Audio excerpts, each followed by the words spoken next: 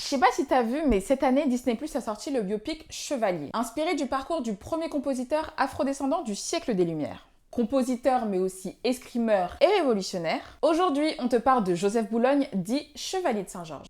Le petit Joseph naît en Guadeloupe vers 1747. Il est le fils d'une mère esclave et d'un père noble qui l'a reconnu. Il reçoit donc une éducation aristocratique à Paris. Il prend des cours d'escrime et pratique le violon. Et on dirait qu'il est plutôt doué. En d'autres termes, c'est un virtuose. Dès son plus jeune âge, il écrit de la musique. Ses compositions sont publiées à partir de 1771 alors qu'il a 24 ans. En quelques années, il compose 6 opéras et il dirige de grands orchestres comme le Concert des amateurs ou l'orchestre de Madame de Montesson. Il devient une célébrité dans toute l'Europe. Un Français noir qui est à la fois compositeur, chef d'orchestre, violoniste et escrimeur hors pair, franchement c'est du jamais vu. La reine Marie-Antoinette le propose même comme directeur du futur Opéra de Paris. Mais sa nomination déclenche un scandale à cause de ses origines et il est contraint de renoncer. Il est proche de la Société des Amis des Noirs qui réunit les abolitionnistes français. Sous la Révolution, il s'engage pour la défense de la République lorsqu'elle est attaquée par tous les rois d'Europe. Il est nommé colonel de la Légion des Américains et du Midi, un régiment de volontaires composé d'hommes de couleur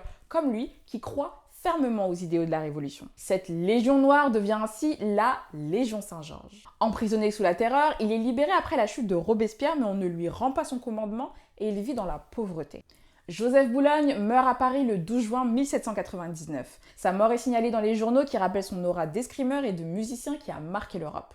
Mais quand Napoléon rétablit l'esclavage en 1802, les personnes noires sont discriminées. Sa musique cesse d'être jouée et il tombe dans l'oubli. Ce n'est qu'au début des années 2000 qu'on redécouvre ce personnage fascinant. Et c'est grâce à l'écrivain Claude Ribes. Une rue de Paris porte désormais son nom. Avant, elle portait le nom de Richepens, le général de Napoléon qui avait rétabli l'esclavage en Guadeloupe. Oui, celui-là même que Louis Delgrès affronte et dont je vous ai parlé dans une précédente vidéo. En 2021, dans son rapport sur la diversité à l'Opéra de Paris, l'historien Pape Diaye a rappelé comment le chevalier a été empêché de le diriger.